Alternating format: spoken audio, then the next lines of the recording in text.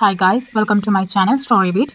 നമ്മളിന്ന് ഡിസ്കസ് ചെയ്യാൻ പോകുന്നത് വന്ദന ശിവ എഴുതിയിട്ടുള്ള സ്റ്റേയിങ് അലൈവ് എന്നുള്ളൊരു ബുക്കാണ്.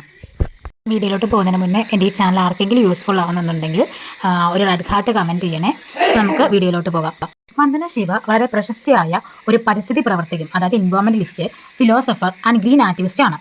ഗ്ലോബൽ എക്കോ ഫെമിനിസ്റ്റ് മൂവ്മെൻറ്റിൽ വളരെ പ്രധാന പങ്ക് വഹിച്ചിട്ടുണ്ട്. അതുപോലെ തന്നെ സയൻറ്റിഫിക് ജേർണൽസിൽ 20-ലധികം പുസ്തകങ്ങളും ആൻഡ് 500-ലധികം പേപ്പേഴ്സും അവർ രചിച്ചിട്ടുണ്ട്. അതുപോലെ തന്നെ 1972 ആരംഭിച്ചിട്ടുള്ള ചിപ്കോ മൂവ്മെൻറ്റിലൂടെയാണ് അവൾ തൻ്റെ എക്കോളജിക്കൽ മൂവ്മെൻറ്റ് തുടക്കം കുറിച്ചിട്ടുള്ളത്. ആൻഡ് 1993 അവൾക്ക് റൈറ്റ് ലിവ്ഹുഡ് അവാർഡ് ലഭിച്ചിട്ടുണ്ട്. അവളുടെ ബുക്കായിട്ടുള്ള staying alive woman ecology and development എന്നീ ബുക്കിലൂടെ അവൾ നമ്മോട് പറയുന്നത് നേച്ചറുമായിട്ടുള്ള മനുഷ്യൻ്റെ ഇടപെടലിനെ എങ്ങനെയാണ് നമ്മളൊരു ഫെമിനിൻ പേഴ്സ്പെക്റ്റീവിലൂടെ കാണുന്നത്. അതുകൊണ്ട് തന്നെ it is one of the most fundamental book of eco feminism. ഈ ബുക്ക് 7 ചാപ്റ്റേഴ്സ് ആയിട്ട് ഡിവൈഡ് ചെയ്തിട്ടുണ്ട്.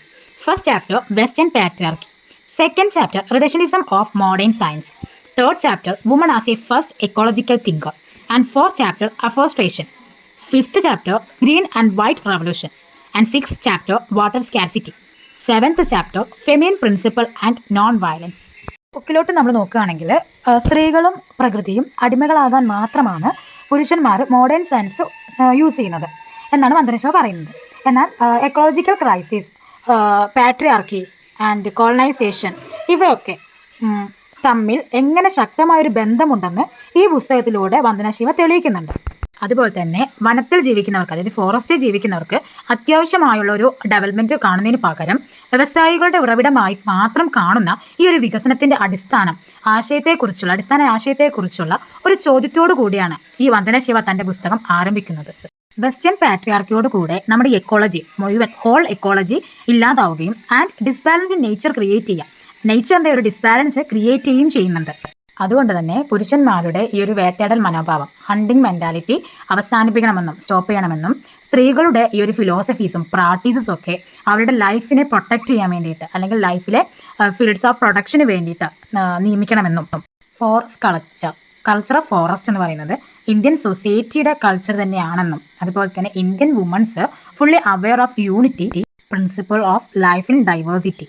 അതുകൊണ്ട് തന്നെ എല്ലാ ജീവജാലങ്ങൾക്കും അവരുടേതായ സ്വാതന്ത്ര്യമുണ്ടെന്നും ഭൂമി മനുഷ്യനെ കുടുംബത്തിലൊരു അംഗമെന്ന നിലയിലാണ് കാണുന്നതെന്നും മറ്റ് ജീവജാലങ്ങളുടെ അവകാശങ്ങളെ അംഗീകരിക്കാനും സംരക്ഷിക്കാനും ബഹുമാനിക്കാനുമുള്ള സ്വാതന്ത്ര്യവും ഉത്തരവാദിത്വവും ഉൾക്കൊള്ളുന്ന ഭൂമി ഡെമോക്രസി ജനാധിപത്യം ഉണ്ടെന്നും, അതുകൊണ്ടാണ് മനുഷ്യകേന്ദ്രിതമായ വാദത്തെ പിഴുതെറിയുവാനും പരിസ്ഥിതി കേന്ദ്രിത വാദത്തെ സ്ഥാപിക്കാനും അതായത് ചിപ്കോ മൂവ്മെൻറ്റ് ആരംഭിച്ചത്.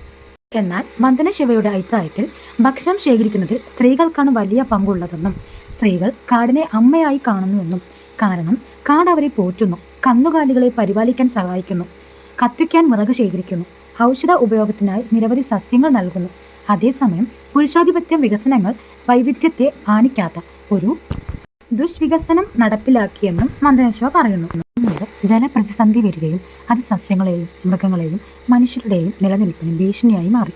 മാത്രമല്ല റിഡക്ഷനിസ്റ്റ് നേച്ചർ ഓഫ് സയൻസിന് ഹൈ ക്വാളിറ്റിയുള്ള ക്രോപ്സ് തിരഞ്ഞെടുത്തു. അതിന് ലോക്കൽ ക്രോപ്സിനെക്കാട്ടിലും കൂടുതൽ വെള്ളം വേണം. സോ അതുകൊണ്ട് തന്നെ നേച്ചറിന് ഇത് വളരെ സ്യൂട്ടബിൾ ആയിരുന്നു. വന്ദന ശിവ ഈ ബുക്കിലൂടെ കൺക്ലൂഡ് ചെയ്യുന്നത് നിലവിലുള്ള ഈ current economic and ecological crisis ഒക്കെ ഓവർകം ചെയ്യണമെങ്കിൽ traditional method of different ecological movements practice ചെയ്യണം തേർഡ് വേൾഡ് ഓഫ് വുമൻസ്. കാരണം they are non violent and non gender, so too easy and effective. അങ്ങനെ വന്ദന ശിവ വികസനത്തിൻ്റെ പശ്ചാത്തലങ്ങളെക്കുറിച്ചും ആധുനിക സംസ്കാരത്തെക്കുറിച്ചും ലിംഗ വിവേചനത്തെക്കുറിച്ചും അവയുടെ അനന്തര ഫലങ്ങളെക്കുറിച്ചും എല്ലാവരെയും ചിന്തിപ്പിക്കുന്നു. മൂന്നാം ലോക സ്ത്രീകളുടെ സുരക്ഷിത സംസ്കാരത്തിന് പുറമെ ജീവൻ നിലനിൽക്കുന്ന സംസ്കാരത്തിനായുള്ള രീതികൾക്കായി പാശ്ചാത്യ രാജ്യങ്ങളിൽ ആളുകൾ വളർന്നു വരുന്ന പ്രസ്ഥാനങ്ങൾക്കൊപ്പം ആഗോള പാരിസ്ഥിതിക പ്രതിസന്ധികളെ മറികടക്കാൻ ഉചിതമായൊരു പരിഹാരം രേഖപ്പെടുത്തുകയും ഉപയോഗപ്പെടുത്തുകയും ചെയ്യുന്നുവെന്ന് അവർ അഭിപ്രായപ്പെടുന്നു.